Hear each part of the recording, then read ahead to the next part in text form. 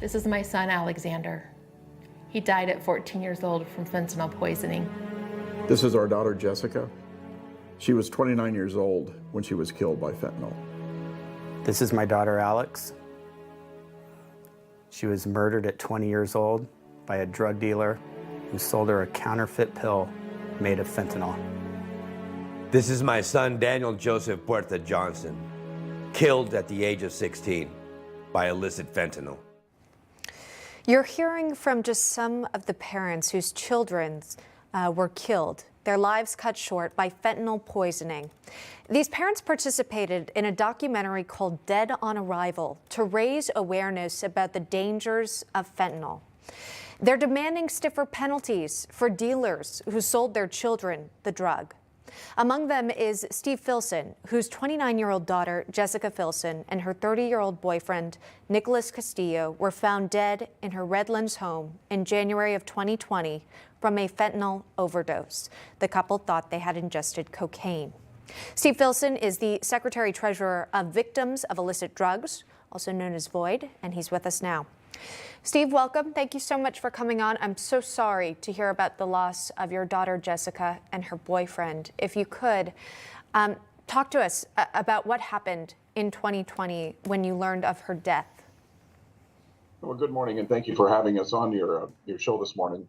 Again, on January 22nd of 2020, my wife found Jessica and her boyfriend, Nicholas, dead inside their residence in the city of Redlands, California.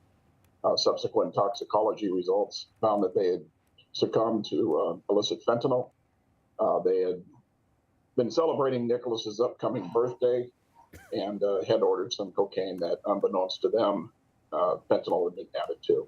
But for fentanyl, they'd still be here, and we'd be able to deal with that other issue. Yeah. It's just so sad. We are hearing this more and more about how fentanyl is claiming the lives of American citizens all across this country. I know your daughter and her boyfriend, Nicholas, are not alone. As we were watching just part of that documentary, there are so many families that are impacted by fentanyl. What was it like for you to participate in Dead on Arrival? You know, it was number one, it was a privilege to be able to spread this message that is so urgently needed throughout our country. Every 6 minutes, somebody is dying from a fentanyl-related overdose, which we now know are not overdoses, they're poisonings. People are being deceived into taking an item that they don't know is existing in the product they're ingesting.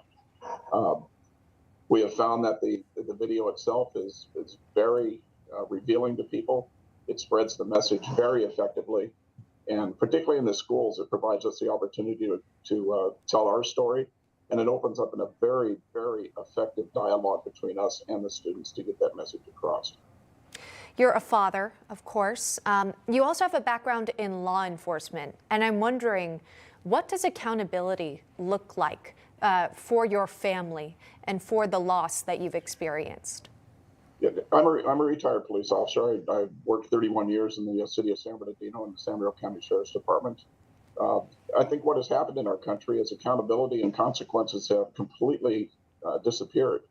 But when it comes, we're not trying to hold people that are addicted or using these drugs, but somebody that's involved in the organized distribution or providing a drug in which a death does occur, a consequence has to be present, or it's going to continue. I'm sure there's a lot of people out there that would disagree with that position, but I'm sorry, consequences are what get people's attention. Mm-hmm. Right.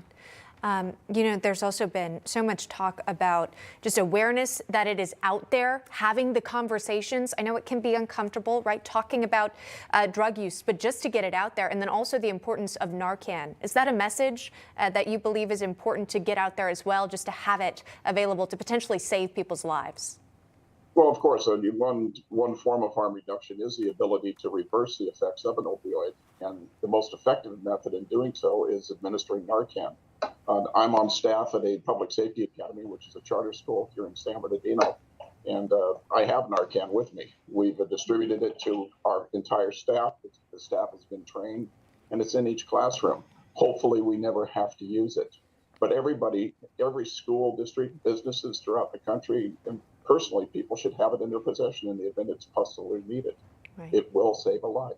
Right. It's such a sad situation to be in, but the fact that it is there just in case of an emergency, hopefully we can save American lives. Steve Filson, thanks so much for coming on. Thanks for talking about your daughter, Jessica, and her boyfriend, Nicholas. We appreciate it. Best of luck to you during the holiday season.